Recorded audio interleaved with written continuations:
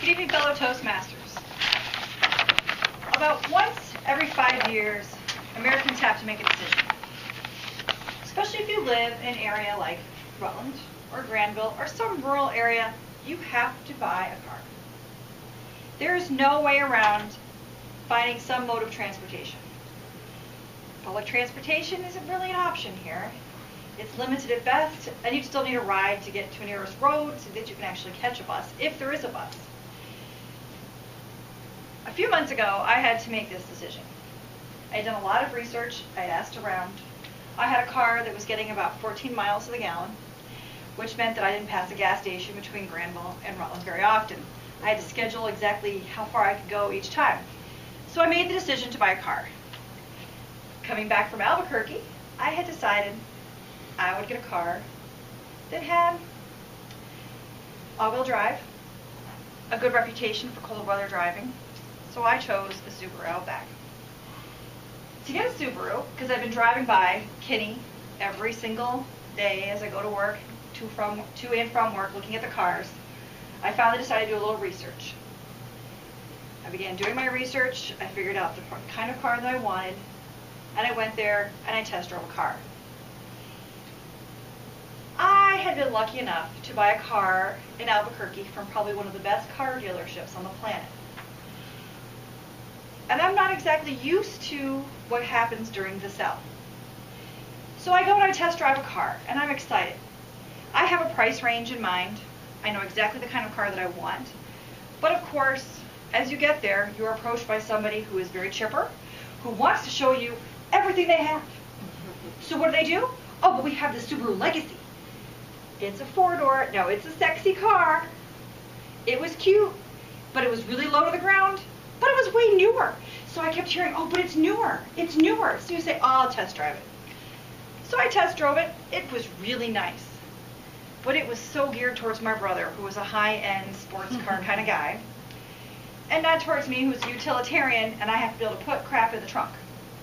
And a lot of crap. I am a tower of stuff in my life when I commute 30, 40 miles each way, every day, to 2 jobs. I have clothes, you name it, survivalist things, food. I can live in my car for probably a week. So I get there, and I drive this car.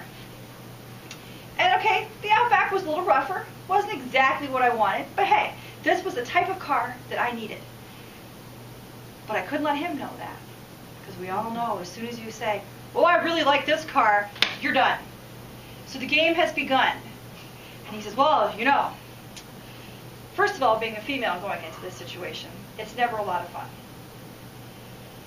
He says, well, you know, a car at this price, if you don't get it now, it's probably not going to be here tomorrow. So you better sign the papers right now.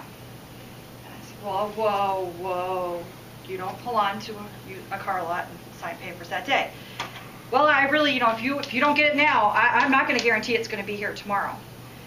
So the little panic starts to set in. Well, what if it's not here tomorrow? What if it's not going to be here?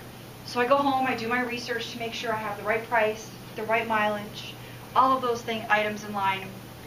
And each time I drive by it, I keep hearing that little voice, that little pressure, where your palms start to sweat, where you're like, well, maybe it won't be there tomorrow. Maybe it won't be there. So finally I make the decision, I'm going to go in there, and we're going to talk about pricing. You know, they walk you through the entire dealership, you sit down at a desk, and it's instantaneously an adversarial position where you're across the desk from someone. And you know they have the power because they have the car you want. And you need a car. And you already know that you're in the hole and this may not be fun. As I sit there, and I'm sitting there thinking, okay, I'm a female, go well, stand your ground, just be strong the entire time. And so he's really agreeable at first. I'm kind of looped into this. This is going to be okay. And I start to fill the paperwork out, and he's like, well, so the payment's going to be this. And I said, whoa, that is not the payment we talked about.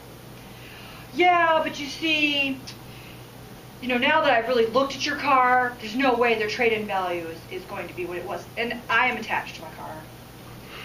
And he begins degrading my car down to about $200. And I was like, no. And then it goes on. And then each part of the sell gets more and more intense. Because next thing you know, he's like, well, I'm going to have to go talk to my boss now. And they go back, and then you can hear the yelling, which is fake yelling, just so you feel bad. And they go in there for a long time, and now you're stuck here in the middle of this showroom, all by yourself, waiting, and waiting. And then they come back. And then there's this negotiation. Well, we couldn't quite make the price that we agreed on, but maybe we could do this. And you just keep getting more and more beaten down by this sell. And the sell becomes more and more stressful. I've purchased quite a few things in my life and signed a lot of leases and committed to a lot of things. This was upwards of the most painful thing that I've had. You can just sit there and you can just get more and more tense because you know they're actually trying to take advantage of you. It is their job to do this part. And it is your job to try to protect yourself. But again, you never feel like you're the one with the power. So as I sit there, and they keep thrusting these things in front of me saying, okay, well, sign this one. And the whole time I'm like, I don't want to sign anything. And you get more and more pressured into things that you don't want to sign, but they're like, then I said, finally, you better write out exactly what we're talking about. And so they write it out, and they're like, well, if you don't sign it now, it's the end of the day, you have to sign it right now, because if you don't, I can't guarantee this car is going to be here. Someone's going to come and look at it. I've got another appointment in a half an hour. And the pressure and your heart rate is rising, and you have this adrenaline rush, and you don't know what to do, so you sign it. You hope for the best. You hope you're going to be in a spot where you made the right decision. And then as you leave the parking lot, usually you don't have your car because you have to wait for all the financing to go through. And you drive away and instantaneously buyer's remorse. Did I do the right thing? Should I not have done this? What am I going to do? And now you wait for the phone call from them for the day you can pick it up, or did the financing clear? It's all these stressful time that you have to wait now. And as you're waiting, you may or may not have a good experience at this point. I had the typical, apparently this happens a lot in Rutland, I'm finding out. Oh, we couldn't get the financing that you really wanted, so the payment's actually going to be a lot higher than it was supposed to be, but it's only like $10. So it really shouldn't make a difference in your world.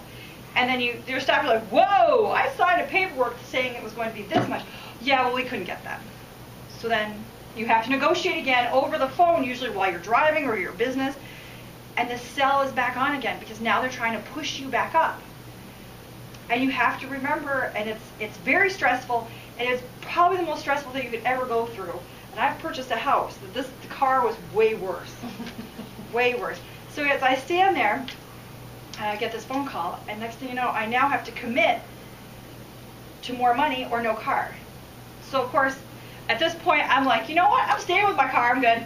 I'm out. I'm not. Your contract's null and void. You changed the contract terms. We're out. As soon as you do that, they back down again and they say, oh, but wait. Let me just check a few more sources. Lo and behold, so now I have gone through multiple negotiations, multiple stressful things where they keep me stuck in my spot and keep you in that tension, in that drama, in the most painful place you could possibly be. And then you get the car and you pick it up, and you're not always treated so nicely because now you've negotiated with them, so now they don't really like you all that much. And you're left with this car, you leave with it, and you still have that buyer's remorse. Did I do the right thing? Is this the right car? Were these the right people to buy it from? What should I have done? And you drive off the lot with the car, and you hope you've made the right decision. And then 6 months down the road, the car already has problems. And all you can think of is, did I do the right thing? How did I end up like this? How does this car have the same problems that my old car had when I just got rid of the old car? How is this possible? Luckily, it was an easy fix on my car, and I'm happier now. But I have to say, buying a car is the hardest part. It is not picking the car. It is not doing the research. It is not paying the money. It is the sell. The sell will drive you crazy when you have to sit in silence, and they'll play every game there is. If you ever need to buy a car, go to Albuquerque, New Mexico. It's called Houston Wholesale. They say, pick a car. Whatever you want to test drive, Good luck, have fun. You say, well, when do you want the car back? They say, whatever. They don't care. They're a good time. You get a good car. Trustworthy guys. Just choose the person you buy the car from, someone you'll trust and you want to have a relationship with. And I hope none of you have to go through the drama of buying a car. And if you do, I hope it's nice and quick and easy and painless. But it usually is. Mr. Toastmaster.